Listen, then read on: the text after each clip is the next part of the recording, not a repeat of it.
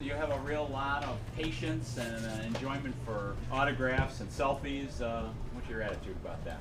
Like I said a couple days back, I try to at least greet all the kids or wave or sign whatever I can. Just looking back because I was that kid at one point in my life. I looked up to, professional athletes. I wanted to be in their shoes, and it felt good when they showed their gratitude and waved to you. And I understand that the fan base of Bills Mafia, we're crazy, but I mean the youth is what I kind of look to, and I remember being that kid and having an athlete wave to me or sign an autograph for me, and I was just super ecstatic. So I try to do that for them.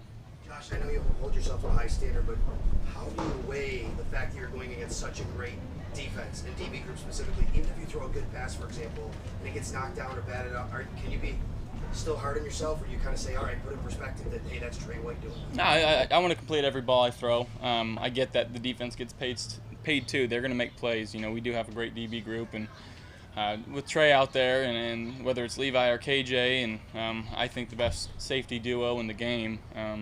Just how they disguise things, how they move. It's a special group to go against, and in turn, that's only going to make us better on offense. Hey Josh, could you give us some perspective on Devin Singletary and the way he plays? There was a couple plays that he made two veteran defenders look silly just because he's so quick. From a quarterback perspective, just talk a little bit about what he brings to the offense. Yeah, as a rookie, it's rare to have a guy that gives such good body language to the quarterback. Whenever he feels like there's a spot that's open, he's going to let you know just by how he looks. His eye contact with the quarterback, his feel for the game at such a young age is pretty fun to see. He's going to be big in this offense, and he's going to continue to grow and continue to evolve. And glad we got him on our team. In the short time we've been working together, obviously coming off season, but developing chemistry with all your receivers, in particular Cole Beasley, just it looked like today it was really coming together, maybe even better than like Thursday. So progressing. Would you walk me through how that's coming together and what it's like for you to have a guy who gets open that quickly? Yeah, basically with the quarterback chemistry, with the receivers that we have, it's all about communication. We met today and talked about what we're thinking when he's running these types of routes and man zone types of body language that we want him to give and how he sees it. I ask questions on how he sees it too, and we just want to make sure that we're on the same page. If we see a Mike linebacker on Cole, and I'm going to let him work, and whatever he does, he's going to win, and I've got to put it on him. So I got to be ready for it. So that's just the same page. It's communication. It's watching reps. And then going out there and doing the actual reps against a linebacker. So today was a good day for that.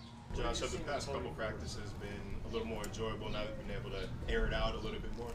Yeah, absolutely. I love throwing the deep ball. I think everybody knows that. So, but we're working on our plays right now, and when the opportunity presents itself, it's going to go deep. But making the smart play and the right decision is foremost the most important thing for me. What have you seen with Cody Ford now the pads have gone on? Yeah, he's aggressive. He's a mauler. It shows why we traded up to go get him. He's a guy that he doesn't talk a lot, but he's very smart. He's very communicative when he's down there. Like I said, he does his job, and he's not going to complain. He's just going to put his pads on and go to work, and that's the type of guy that we want. Josh, how does it help you that really the only rotation on the offensive line is at the right guard spot, and the other four spots have had great continuity between left and right side? You say, how does that help me? Yeah, how does it help you? Yeah, just seeing the guys up front, not have to switch around a lot, understanding, what certain things guys are really good at, understanding the communication aspect as well. They're getting into a groove, and it's fun to be back there and hear them communicate. And if I got to switch something, I can, and they're gonna, take that and run with it. Josh, John Brown has a reputation of just being a vertical guy. From what we've seen, that's clearly not the case. He has a way of getting open all over the field. When did you realize all the different tools he brings to the table? I think we knew that before we signed him. I've known about John for a long time, just hearing his name in the NFL and some of the things that he does. And you're right, he's got that kind of name for going deep and getting deep balls. But I think as he's kind of gotten older, he's learned how to really run some routes, and we're going to continue to work on those and implement those in our offense. And he's a special guy. He comes in every day wanting to work, wanting to get better, very talkative on what he sees, how he wants the ball a certain way. Very communicative on how he's going to run a route, how many steps. He's very detailed in his work. So it's fun to have him on our side as well. Josh, couple good- it's a year later, but a lot was made of the 2018 quarterback draft class, the guys taking the first round. How do you deal with that? I mean, there's always going to be comparisons made to the guys who were drafted in your class. How do you keep track of what they do and what they've accomplished? No, not really. I'm focused on what we're doing here in Buffalo and just trying to go out there, get the play call, and execute a certain play.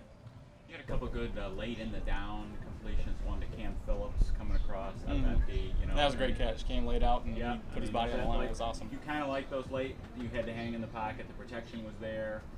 I mean, you had kind of a matchup play but you got to wait for it to develop. Well, yeah, we saw man, or I saw man. Cam was working on a little cross there, and I knew that, you know, if my first read wasn't there, I'd get my eyes up and get him a catchable ball, and I probably put it out a little bit too far in front, but he, you know, put his head down, made a great play, and kept us alive there. What happened on that the scramble during train drill? It looked like you tried to pump fake. Yeah, it's obviously that's the first thing that quarterbacks got to do is take care of the football, and they got a little sloppy there. Felt a little pressure, rolled right, pump faked, and as I was tucking the ball, my thigh kind of hit the nose of the ball, and it's something that, you know, won't happen again. I'll make sure of that. Josh, I know you guys haven't even played a game together yet, but in your estimation, what makes Cole Beasley such a special player in this league? I mean, one, he's really smart. Two, he's really, really elusive and really shifty. He gets so low to the ground when he's running these routes and he's getting in and out of his cuts. There's that aspect. You know, he's very talkative, very communicative. You know, and he's not the type of guy that's going to say, you know, give me a better ball. It's okay. You know, you put it, I'll catch it, and I'm going to make a play out of it. So we're going to continue to develop that relationship and that trust there. And, you know, he's shown why he was a really, really good target on third down last year, and he's going to, you know, be very vital in this offense here. It's no secret that you have become one of the leaders of this team. You see a teammate, a guy you've been kind of coaching up, and Dawson Knox kind of get dinged a little bit. What do you say to him in this situation? You know, just tell him to stay in tune in meetings, stay in tune in practice, taking those mental reps. You know, he was doing a really good job for us, and unfortunately tweaked a little hammy, but I said, you'll be back before you know it, so you just got to stay ready mentally. So, no, I've got no doubt that he'll do that. Two more, guys, two more. He's kind of famous over his career for, no matter how many years it's been, asking for more work, asking for more reps. You've seen any examples of that? Today, I mean, even today, it was a little miscommunication on a play, and at the end of practice, he was still just like, man, I should have had that play. I mean, that's on me.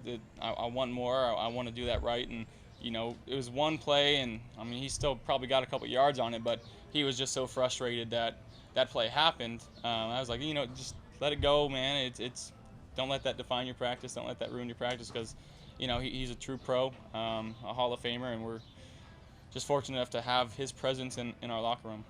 Coach McDermott said that, you know, in your sophomore year, you make adjustments. So what adjustments have you made so far in year two? I think just as decision making goes along, you know, trusting what I've seen and what I've been taught with Coach Daves and Coach Dorsey, talking with the guys in the outside and trusting, you know, the five guys in front of me to do their job. And ultimately, I think that's kind of the whole motto of the story is trusting everybody to do their job. Thanks, guys.